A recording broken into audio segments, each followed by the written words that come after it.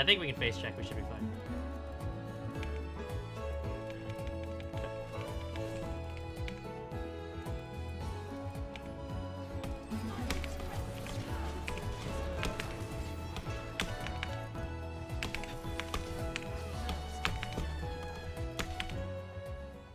What do you think about Vayne nerf and how much does it impact her? The alt nerf doesn't really do much, but I will say this. I have lost kills because of the alt nerf. I'm not joking. I've lost maybe like 5 kills now. That was very noticeable because of the alt nerf, the 10 AD. But ultimately, it shouldn't do much.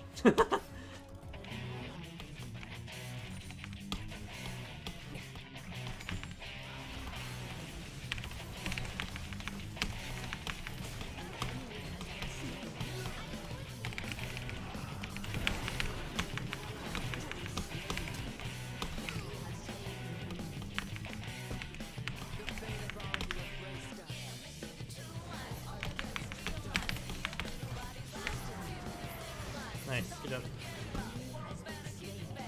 Not bad, not bad, not bad. This game is going fine though. Top's winning hard. Mid's losing, but it's not a big deal. He's playing Zoe, so I can just poke later.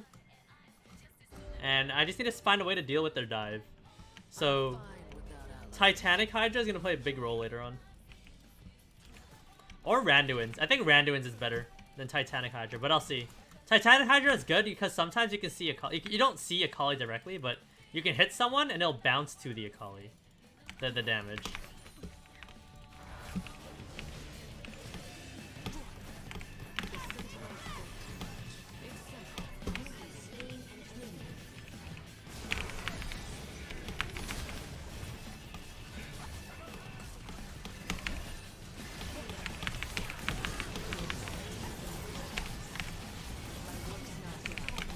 No!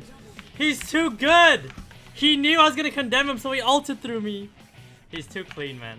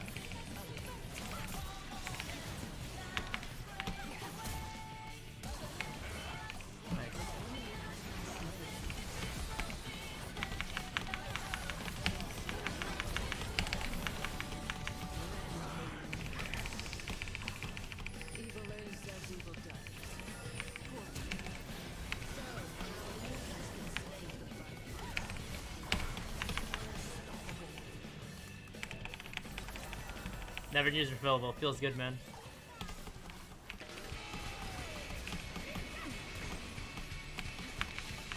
My Olaf's fighting and I'm like farming. Where's the fight? There it is. Oh, he's in G8 form.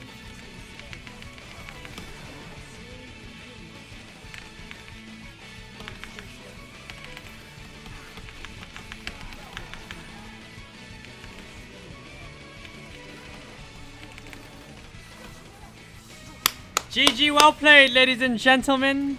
How do I get better on ADC? Focus on your control over your character, and you'll get better. How much control you have, when you're doing literally anything. Pay attention to how to play League of Legends. When you play League of Legends, okay, there's a concept in the game called zone of influence. Okay. The easiest way for me to explain this is, let's say this is the enemy Blitzcrank, right? Draw his zone of influence, which is like this, right? He can land a blitz hook anything in that range. If there's a minion in the way, it's blocked. Does that make sense? So you can enter it. But for the most part, you stay outside of its range, right? Unless, if you have no minions. If you have minions, you stay behind minions, which allows you to walk up, right? Now, with that concept in mind, you need to draw enemies' support zone of influence if you're trying to trade. So in this case, if this is a brand or something, you need to draw it like this. So if you decide to trade with the enemy ADC, you're gonna auto as Vayne, Q over here so the support can't follow up. He has to walk up before he can influence the fight, and then back off.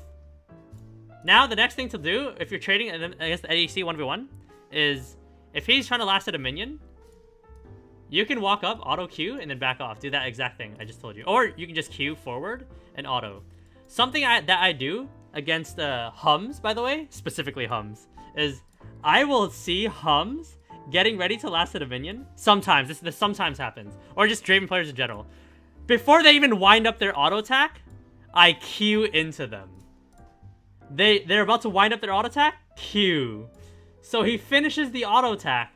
Now it takes him roughly 1.5 seconds before his next auto attack. Boom. Saskiel auto. Fuck off before he can auto me. Does that make sense? That's what you can do. Otherwise, yeah, that's like for laning. For team fighting, draw out everyone's zone of influence. Like if you're in a team fight and there's 5 people here, draw out. I like to do Malphite as an example. Draw out the Malphite ult range, right? Don't enter it. Stay outside of it until the engage happens. If you have to enter it, it's fine. But when you do enter it, get ready to flash. Because he's going to use... Malphite's going to use his ult if you're in his range, you know what I mean? Also, draw his flash range, too. That's also important. Because he can also flash and then ult you. That concept alone will get you to high elo. If you just think about what can impact you if you walk into its range. Item spikes. Vayne's power spike is level 13. 5 points Q, 5 points W. Normally I have 2 items by 13. That's your power spike.